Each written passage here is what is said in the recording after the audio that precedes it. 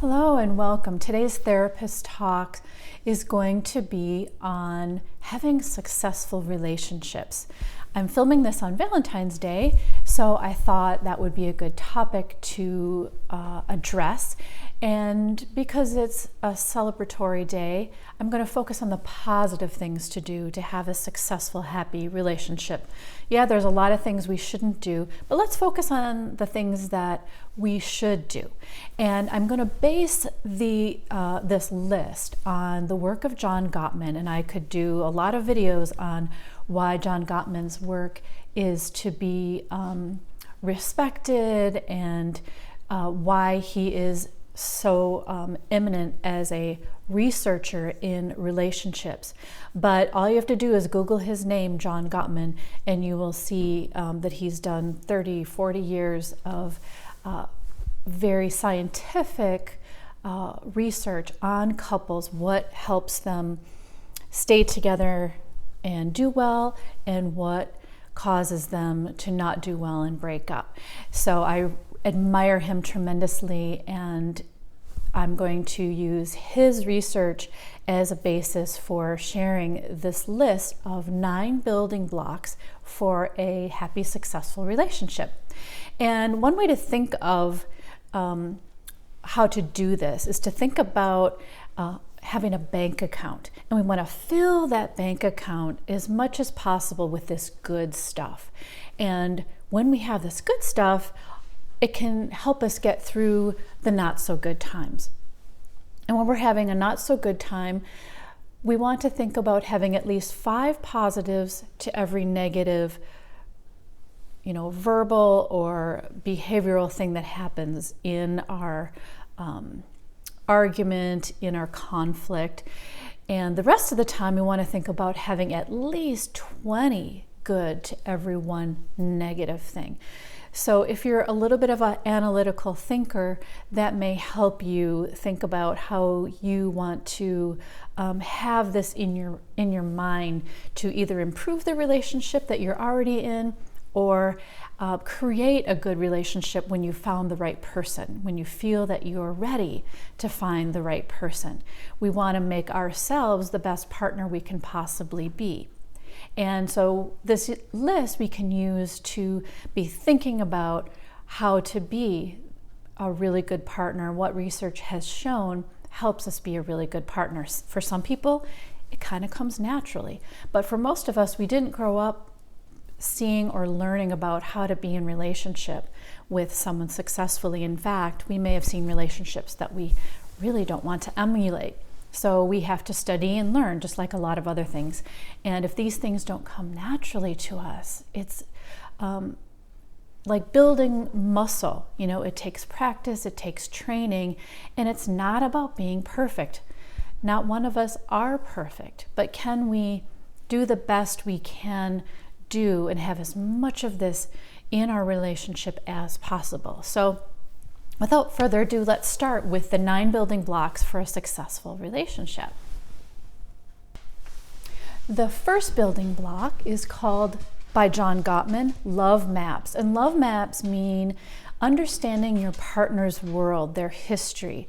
And we learn about that by asking open-ended questions, by being curious.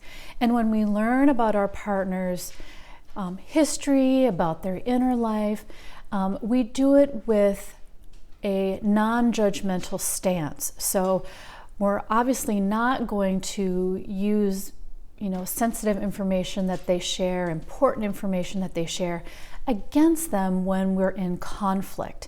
It may feel, when we get defensive, when we get upset, like that might help us somehow get the upper hand. But what we want to do is learn about our partner's lives to know them better. So building love maps. And John Gottman's books have a lot of information on how to build love maps. But you may just start by asking more deep, open-ended questions to your partner about their lives, things that they've been thinking about, dreaming about, things that they've been through in their life. And you could even Google the 36 questions. It's kind of this famous now list of intimate questions to ask your partner that can help you grow closer and build those love maps. The second building block of a successful relationship is to build fondness and admiration. And that seems kind of self-explanatory, but it's really just getting into a habit of appreciation.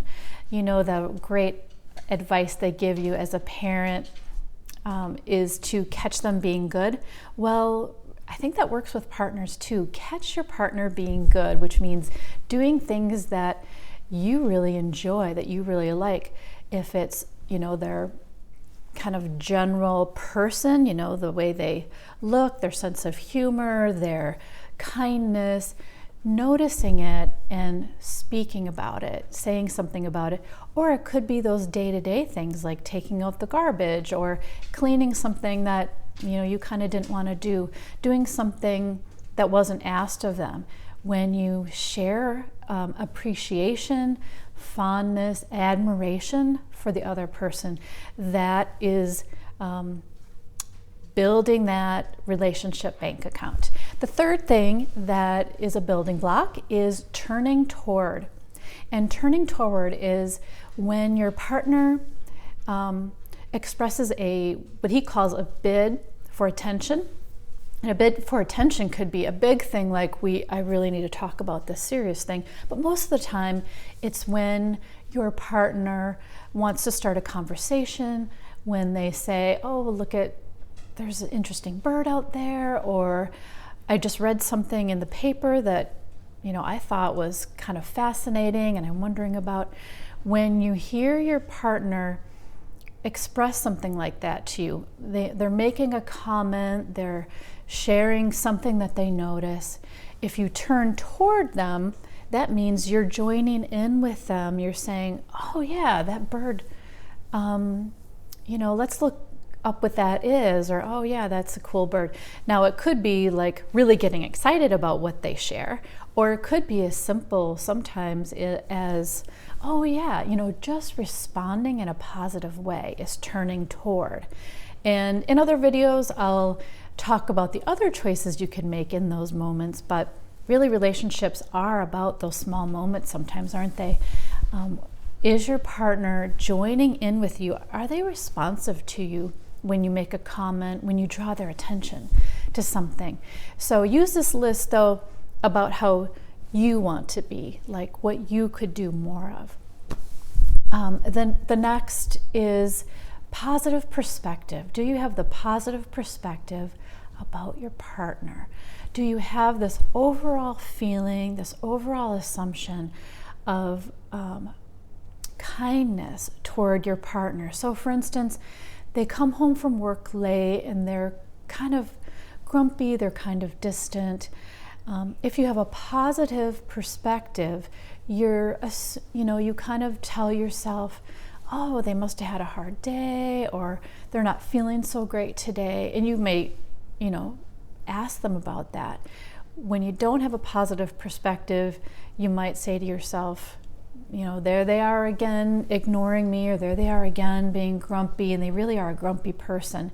But I'm not going to focus on the negative, we'll focus on the positive, which is, how do you think about your partner? Do you think about them in a kind way, in a positive way, and see their behavior? Obviously, I'm not talking about seeing abusive, hurtful behavior as positive, but in general, do you see them in this positive light? And John Gottman talks about really kind of idealizing your partner, is that tends to be something that goes on in really happy relationships, is the partners kind of, you know, think higher of their partner than, you know, other people might think of them. The fifth one is how to manage conflict, and I'll have to do another video or two on conflict and dealing with conflict, because it's a tough one. It really can be a tough one for a lot of people. But if you manage conflict well, and there are a lot of different ways to do that, but most of all, it's about repairing. Can you apologize? Can you take responsibility when you truly have caused hurt to your partner. When you've had this conflict with your partner that's tough, do you repair it at the end, or do you just go on and ignore it? Or do you actually come back with more ammunition and keep feeding it and making it worse and worse by maybe attacking your partner on a personal level, or keep reminding them of that conflict? So we want to manage conflict well and try to keep calm, try to keep respectful. We all need to have conflict in our relationships. If we're avoiding conflict, that is a problem as well. We don't want to avoid. We want to have respectful conflict that in the end we remember that we care about our partner, and we show that to them by repairing that conflict with them. The 6 is supporting your partner's dreams. Do you know what dreams your partner may have for their life or for your life together? Having this knowledge of the dreams that your partner has and supporting that dream, asking them about it, learning about it. A conflict could be that there's a dream underneath that's kind of hidden at the core. So gridlocked conflict, the conflicts that keep coming up over and over and over, may mean that there's some dream that your partner has underneath that keeps coming back and is not being fulfilled in some way. So we want to really support our partners in moving toward their dream, and not in a harassing way, not in a critical way, obviously, but in a very supportive and kind way, and really wanting the best for our partner, really wanting them to do well and wanting them to feel happy in their life. The 7th is creating shared meaning. Do you discuss your beliefs, your values? Do you have a shared purpose? In creating shared meaning, sometimes is around having rituals, say around holidays, rituals around dinner time, around family gatherings. Are you working together to make your community a better place to be? Do you have some kind of shared meaning that you want to leave your children, or you just want to leave the world, and you're working together to create that? And it doesn't have to be a huge thing where you're curing cancer or curing starvation or something like that, but it can be what you have as a shared goal, and that you work on it together in some way. And the last 2 building blocks are the most important building blocks, and John Gottman talks about these are the foundation. And the first of the foundational building blocks to have is trust. Now that's a really obvious one. Most people know that trust is really important in relationships. And how do you create trust? You create trust by being there for your partner, being there when they need you, showing up when they're struggling, showing up when they aren't having a good day, when they aren't having a good week, when things aren't going so great for them, when they've had a loss.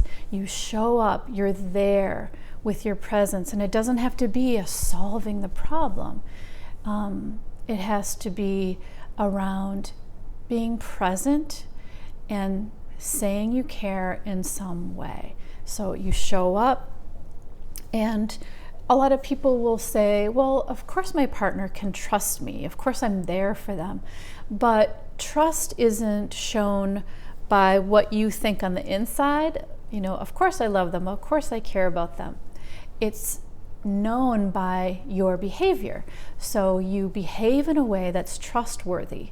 So you aren't having, secretive relationships, even if they seem innocent, by text or by email, online, at work. You're coming to your partner when they're maybe not, in the best mood for some time. or they're seeming like they're struggling with something. So trust is developed by your behavior. And the 9th building block is commitment. And again, that's another thing that people might say, well, it's obvious I'm committed, I'm here, but commitment is shown in your behavior.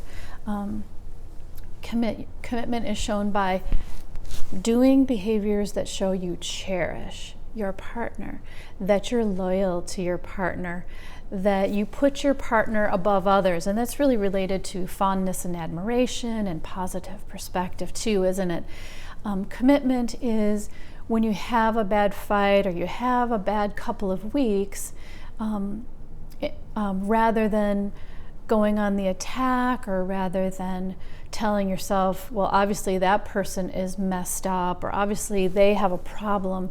It's being there and sticking with your partner through those difficult times and seeing the problem kind of as the enemy versus your partner being the enemy. So it's trying to solve problems together as a team and riding the wave. Now, I will say with commitment that sometimes people are so committed to their partner and love their partner that they stay with them for a long time, even if their partner is treating them badly as a habit. Like I said in the beginning, none of us are perfect. We all make mistakes. We all can be jerks sometimes, and we don't quit relationships because of sometimes. But some relationships have a habit of poor treatment, of disrespect, of missing a lot of these positives, of disconnect. And that's when we need to think about whether commitment is really then the best thing for us. Because if putting positives into a relationship is totally one-sided, and you say to your partner, I'd like you to watch this video with me, or read one of John Gottman's books together, work on that together, because I really care about you, I care about our relationship. And you're putting all the work into the relationship, and the other partner is kind of avoiding working on it, or avoiding trying to make it better. If they have a habit of mistreatment, then that's a different story. Commitment then isn't in the best interest of you and your life. So when you love your partner, when your partner treats you well, then that is the place to really think about, how am I showing my commitment, and can I ride this difficult wave with my partner, because I do feel that I'm safe in this relationship and I can trust this person. If you have any questions about these 9 building blocks to building a successful relationship, I would love to hear those. I would love to hear, if you have others that you think are really important, or ways that you show or that your partner shows these behaviors as well. Thank you for watching.